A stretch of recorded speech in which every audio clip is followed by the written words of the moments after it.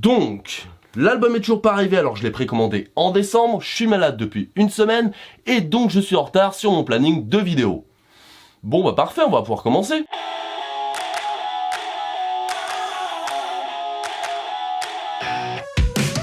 Bonjour, bonsoir à tous et bienvenue dans cette réaction au dernier album de Green Day, Father of All Motherfucker, sorti le 7 février 2020. Et je ne l'ai pas en main comme vous pouvez le voir. Plus de 3 ans après Revolution Radio, Green Day sort enfin un nouvel album studio. Et en soi, ça fait plaisir, mais même si on était un peu au courant, il faut bien l'avouer que 26 minutes pour un album, ça fait un peu court. C'est limite si à ce stade-là on peut encore parler d'un album. Mais bon, au final, peu importe, car ce qui compte le plus, c'est la qualité. Et ici, est-ce que c'est le cas?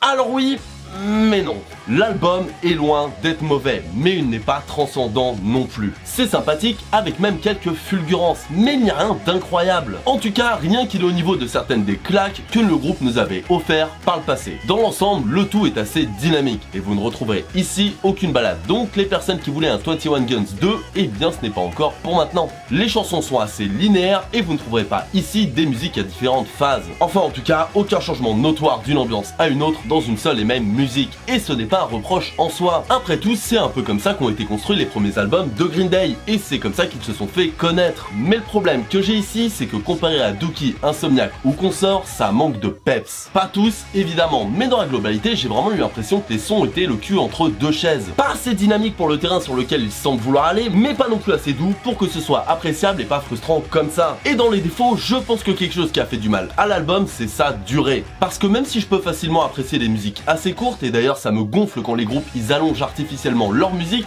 et bien ici ça se ressent négativement, la courte durée des musiques. En tout cas pour certaines, et même si des fois ça passe très bien, et bien dans l'ensemble personnellement je reste assez sur ma faim. Mais Green Day oblige, l'album a bien évidemment de nombreuses qualités. Et parmi les sons qui personnellement m'ont le plus plu, on peut retrouver Father of All dont j'ai déjà parlé, Fire Ready N qui je trouve a une excellente rythmique et un très bon concept, mais qui malheureusement est vraiment trop courte.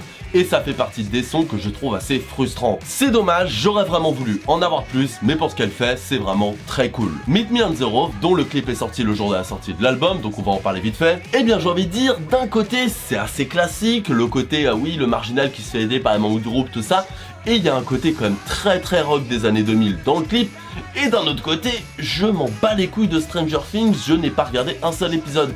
Donc pour toutes les personnes qui ont regardé cette série, je suppose que c'était super. Mais pour moi, j'ai trouvé le clip osef sympathique, quoi, t'es en mode oui, voilà. Et pour ce qui est du son, elle et Take the Money and Crawl sont vraiment très cool. Une bonne ambiance, c'est dynamique, ça s'écoute très facilement. Et d'ailleurs, petit point bonus pour la dernière, avec une intro assez sympa, mais qui n'a rien à voir avec la musique au final. En tout cas d'un point de vue instrumental et musical. Et enfin, pour les musiques que j'ai le plus appréciées, on va finir par ma préférée avec Junkies on a High.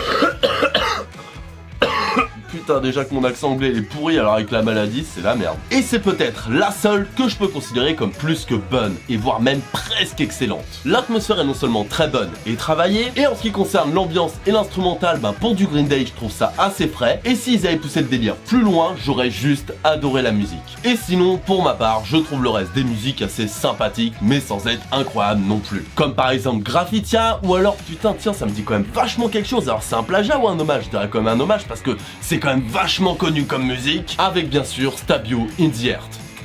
Elvis. Pour conclure, c'est un album sympathique et qui tient la route, mais qui n'est clairement pas parmi mes préférés. Je ne pense pas que ce soit un album bâclé comme le disaient certaines rumeurs, mais clairement ce n'est pas non plus leur travail le plus accompli et minutieux. Un album de transition entre deux labels? Sûrement. Un album de test?